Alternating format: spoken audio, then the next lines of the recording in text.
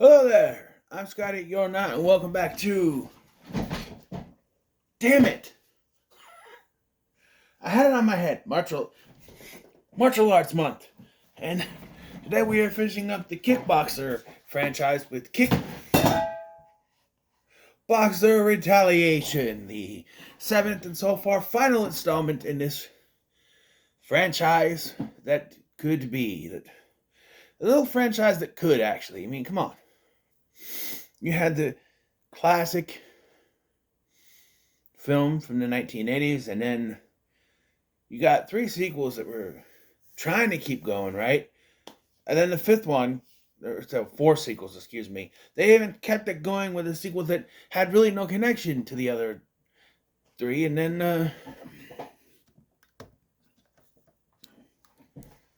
I'm trying to figure this out. And then you had the remake, Kickboxer Vengeance, which was actually pretty good, and it was actually pretty good. So yeah, you had that. And now we have the sequel to that, Kickboxer Retaliation. I'm sorry, this thing is messing me up. There,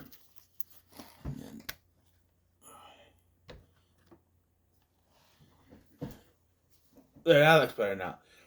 So, Kickboxer Retaliation is a direct sequel to the remake and follows Kurt Sloan, once again played by Alain Moussi, whatever, as he is thrown into jail by Christopher Lambert as Warden Moore, and told that he has to fight this new big fighter or else.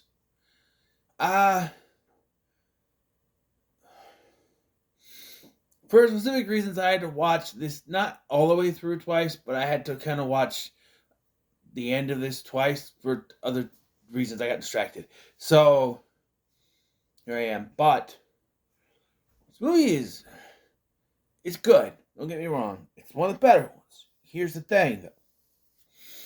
I have an issue. Not an issue, but there's like a lot of fight scenes. Like a lot of fight scenes. Where, you know, the other ones you get like... You get like two or three. There's a fight scene all the time in this movie. Like, he's constantly fighting something. And it also comes off as sort of a remake of Death Warrant / In Hell, with the whole prison thing, and he's fighting in prison sort of situation. It's interesting. Although there were some stuff that happens in here that's like, oh, I guess this has to happen. So, at one point, he finds Master Durand is just there, training people in the prison.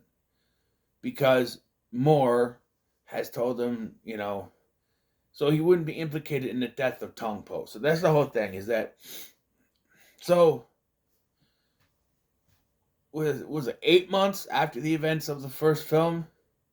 He and Liu are already married, and he keeps having recurring dreams of them fighting on a train and falling into the water.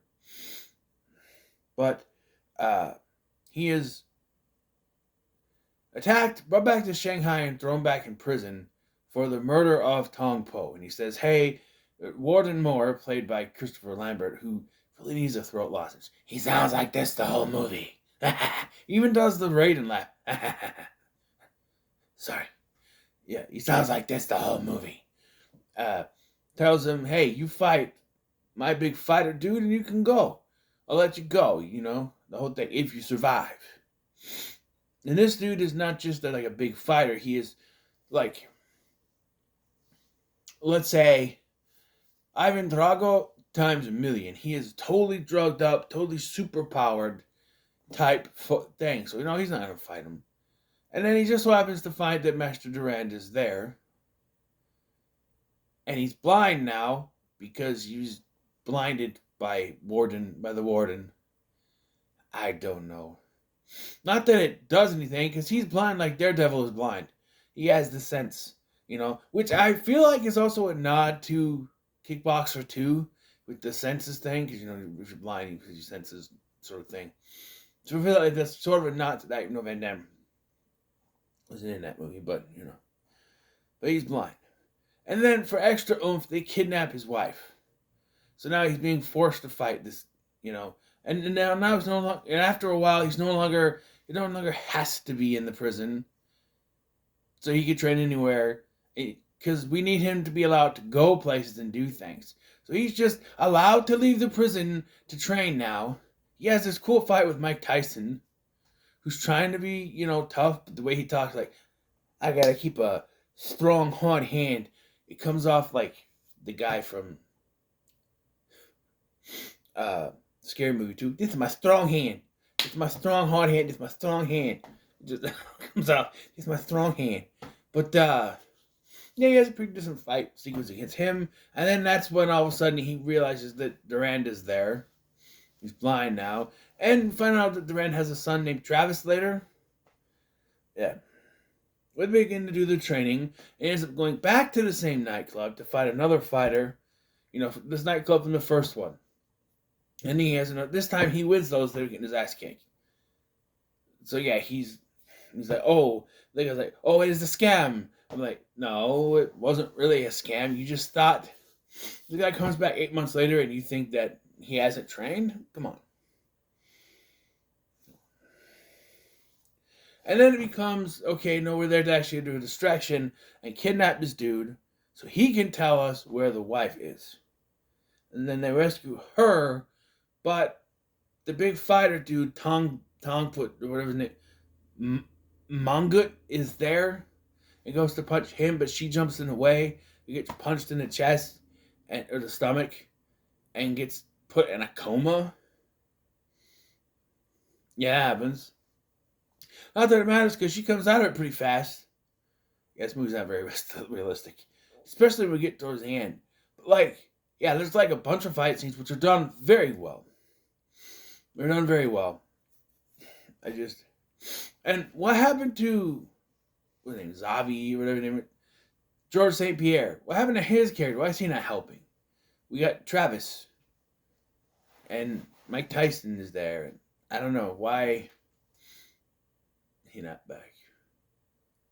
I don't know. But, yeah. So he decides to, because of what happened. So, there's so much motivation. So, that's the whole thing. Oh, if you fight Mungut, then you can be free of prison. But then he lets him out of prison. Well, now it's, I have your wife, so you have to fight him. But then, no, they get the wife back. So what is it? Oh, he hit your wife and put her in a coma. No, she's out of her coma, but he still wants to fight him because his wife. So many different motivations for this guy to just go, oh, yeah, this, no, not that anymore. No, now this is the motivation. No, not that anymore. Also, I think because Durand is blind is another one. But again, Durand is blind like Daredevil is blind. He's not blind. He senses, they show a thing where he can sense what move they're going to use. He has a fight with Christopher Lambert, which is actually pretty cool. And he senses, it's like a sword fight. He senses it's going to happen. And I don't know. It's very quick, though, the fight. Because they're both getting up there in age, but I don't know. It's just kind of weird. And then this final fight. One of the most ridiculous things in the world. So, of course, this Mungut guy, he's big, and he's tough, and he's super powered, basically. And at one point, he just sort of beats the hell out of Kurt, knocking him out, and I think he's dead. No, he's not. He's back up. He's back up. He's back up, and then he does it again, and he's down again. And I think he's dead. And he just sort of, we see all the flashbacks to everything, and then his brother's death, his dream he keeps having, and then boom, he's back up again, and he's fighting, and then he wins. It's like, he gets his ass kicked again, but he gets back up, and he keeps fighting. Eventually, he wins. I don't know, it's the most unrealistic thing I've ever seen. But you can say it's a movie, but these type of movies should be more realistic. This has become Rocky IV in the second movie, technically. Second in this new trilogy. It's supposed to be a third one. Who knows? You know what happens.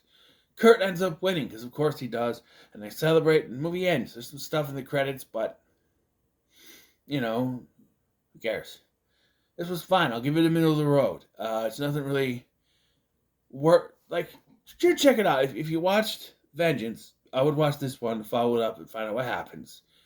But, like, once again, the wife now, she's the wife. She doesn't do anything. In the last one, she was there sort of plot device to break things up. She broke up the one fight, and then she was telling him, no, you can't do that. And she was there to have a little 5-minute respite before we had, we like, someone's writing the script. We go, oh, we have 5 minutes we need to add to this. Oh, let's him be put in prison for 5 minutes. You know, here, she's used this bait because she's been kidnapped. Oh, you know, you got to fight him. No, they rescue her. But then he's still going to fight him because he put her in a coma. Well, she's not in a coma, but he's still going to fight for her honor. It's confusing. It is confusing. But the fights and stunts and choreography are all done very well. Van Damme, of course, is really good. Musi is really good. Like, everyone's really good at the fight choreography, so they know what they're doing. So it's done very well. I just feel like the one before this was better. Anyway, what are your thoughts on Kickboxer Retaliation? Don't comment, like, share, subscribe. Thanks for watching. I'm Scotty, and I'll see you in the next one.